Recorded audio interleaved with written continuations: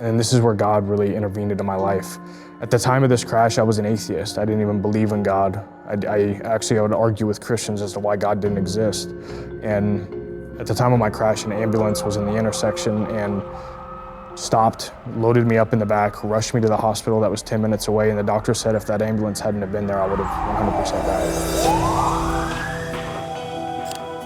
died. Now, when I woke up in the hospital, I had my lieutenant and sergeant and all these doctors standing around me, and I knew that my life had just come crashing down. I knew that nothing was ever going to be the same.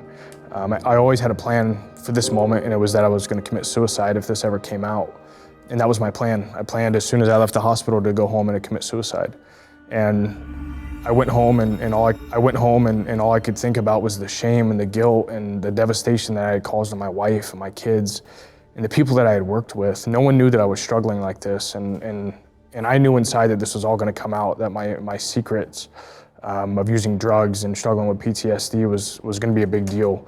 And a few days later, one of my really good friends with the Oregon State Police, he came to my house with his pastor, and the first thing he said to me was, "Thomas, I'm concerned that if you would have died,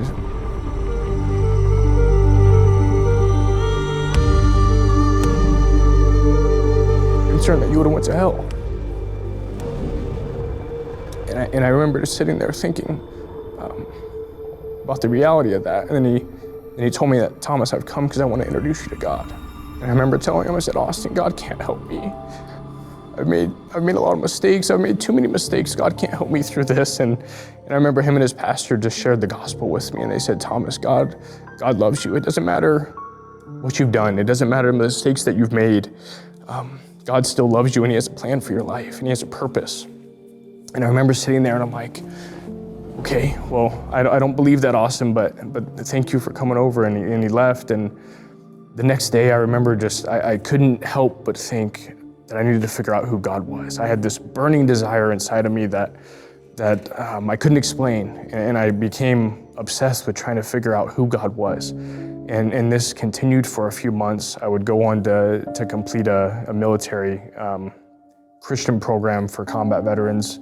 And at that time, I completely surrendered my life to God, and I said, "Lord, if you can reveal yourself to me, if you can change my life, it is yours." And things were still hard. I still had to deal with the consequences of my sin, the consequences of my actions, and I would eventually go on to commit suicide or attempt to commit suicide.